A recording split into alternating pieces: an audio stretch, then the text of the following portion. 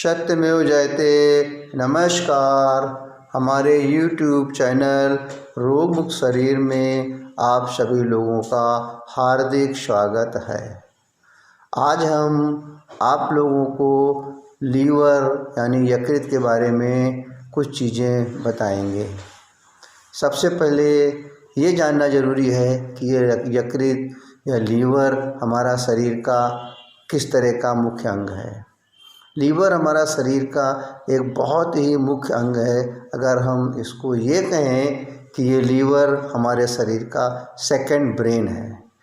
पहला ब्रेन तो हमारा मस्तिष्क है ही है, दूसरा ब्रेन अगर हम कहें तो ये लीवर है। क्यों कि लीवर जो है हमारा जितनी भी चीज़ें हम मुख के द्वारा लेते हैं, तो पता ही है सब लोगों को कि हम शरीर में जो भी चीज़ खाते हैं या पीते हैं वो सब हम मुख के द्वारा ही लेते हैं। वो चीज़ें जब हमारे पेट के अंदर पहुंचती हैं और पहुंचने के बाद उनका एक तरह से पोषक तत्वों में परिवर्तन होने लगता है धीरे धीरे, आमाशय से, फिर इंटेस्टाइन से, तो फिर उस चीज़ का विभाजन किस तरीके से होना चाहिए, ये सारी जिम्मेदारी हमारे लीवर की होती है। इस चीज़ को लीवर ही डिसाइड करता है कि जो भी चीज़ हमने खाया है उसमें से जो भी पोषक तत्व बने हैं वो पोषक तत्व किन किन अंगों को कितनी कितनी मात्रा में चाहिए, इस सारे चीज़ों का पूरा विभाजन हमारा लीवर ही करता है। तो इसके पहले सबसे पहले हम थोड़ा सा विस्तार से ये जानने की कोशिश करें कि हमारे लीवर के अंदर कौन कौन सी बीमारियां होती हैं। आज हम आपको पहले लीवर के अंदर होने वाली बीमारियों के बारे में बताएंगे, जिसमें से और इसके पहले हम कुछ चीज़ आपको लक्षण बताएंगे किन कारणों से या किन कौन कौन से लक्षण होते हैं जिसकी वजह से आप काफ़ी पता लगा सकते हैं कि हमारे लीवर में कुछ गड़बड़ियाँ आ रही हैं। तो उसके लक्षण कौन कौन से हैं, यानी उसके सिम्टम्स कौन कौन से हैं। जैसे सबसे पहले क्या होता है कि अगर हमारा लीवर में ज़रा सा भी कुछ खराबी आ रही है तो येलो स्किन, आँखों का आई का येलोइश, और इसके बाद जो है हमारा पेशाब का रंग बदल जाना, फिर इसके बाद पेल ब्लडी एंड ब्लैक स्टूल्स, फिर swollen ankles legs and abdomen, सूजन आ जाना, फिर इसके बाद नौशा, फिर इसके बाद वोमिटिंग, फिर इसके बाद डिक्रीज एपिटाइट यानी भूख के अंदर हमारे कमी आने लगती है, फिर ऑर्जिंग फैटिगी, इसके बाद ईचिंग स्किन, फिर इसके बाद इजी बर्निंग। ये सारी चीज़ें हमारे लक्षण दिखाई पड़ने लगते हैं जब हमारे लीवर में कुछ खराबी आती है, जिसके द्वारा फिर हमारे लीवर में कौन कौन सी बीमारियां हो जाती हैं इसके बारे में हम थोड़ा सा जानेंगे। टाइप ऑफ डिजीज़ क्या क्या होती हैं, जैसे जॉन्डिस जिसे हम पीलिया कहते हैं या कुछ लोग इसे कामला की बीमारी कहते हैं। फिर इसके बाद हमारी आती है हिपेटाइटिस। हिपेटाइटिस हमारा क्या है, ये वायरल इन्फेक्शंस है, जिसमें hepatitis A, hepatitis B, hepatitis C, hepatitis E. इसके बाद हमारा आता है फैटी लीवर। फैटी लीवर हमारा एक एल्कोहलिक की वजह से होता है, दूसरा हमारा नॉन एल्कोहलिक की वजह से होता है।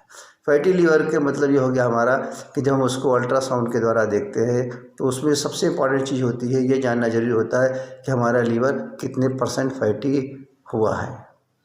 जैसे सपोज करिए अगर हमारा लीवर 25% फैटी है तो इसका मतलब होता है कि लीवर के टोटल जो उसका हमारा आकार है उसके 25% के अंदर हमारे क्रिस्टल्स जमा हो गए हैं। फिर उसके बाद अगर 50% आता है तो समझना चाहिए कि 50% क्रिस्टल्स आ गए हैं।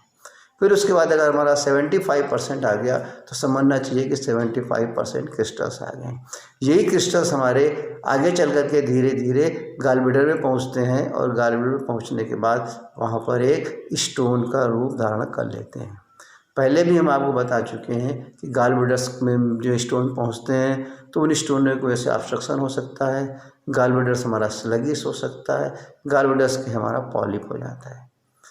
तो इसके बाद दूसरी चीज़ आती है auto immune conditions, auto immune hepatitis.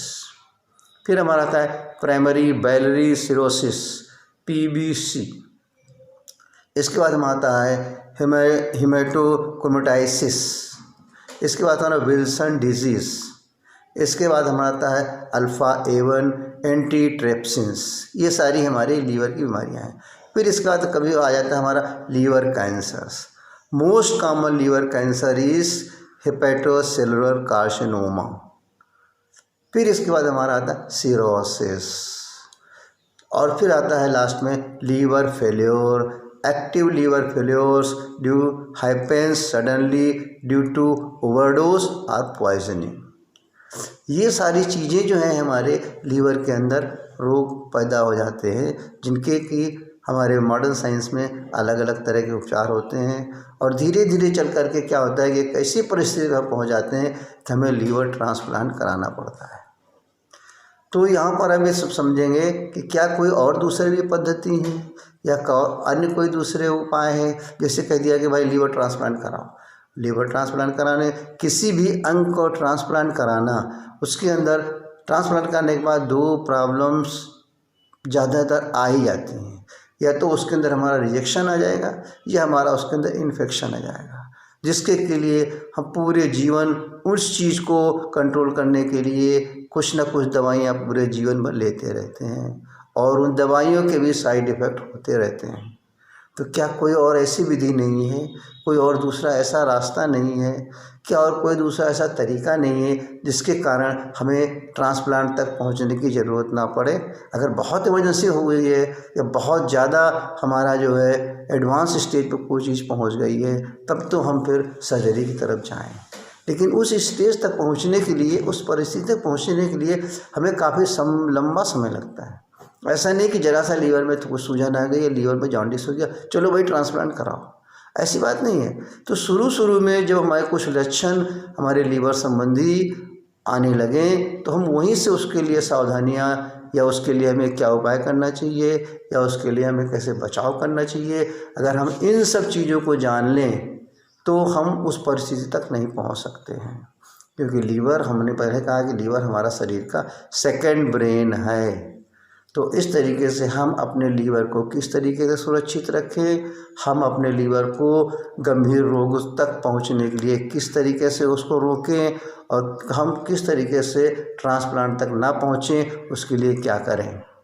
उन सब चीज़ को जानने के लिए, उन सब चीज़ को समझने के लिए सबसे सरल विधि, सबसे सरल तरीका जो आपको बताया जाएगा वो हमारे MM naturopathy and medicinal yoga centre में बड़े ही सरल रूप में समझा करके आपको बताया जाएगा, जिसके लिए हमें चाहते हैं कि आप जो हैं एक बार ज़रूर हमारे सेंटर पे आएँ, और सेंटर पर आने के बाद सरल से सरल विधि जिसको आप खुद आसानी से कर सकें, अपने घर के अंदर कर सकें, उन चीज़ों को पूर्ण रूप से जानें। हमारे इस सेंटर्स का टाइमिंग है सुबह 7 बजे से लेकर के शाम के 7 बजे तक, जिसमें 5 बजे से शाम 7 बजे तक निःशुल्क सेवा है, जिसमें आप आकर के अपनी पुरानी रिपोर्ट ले करके और अपनी वीडियो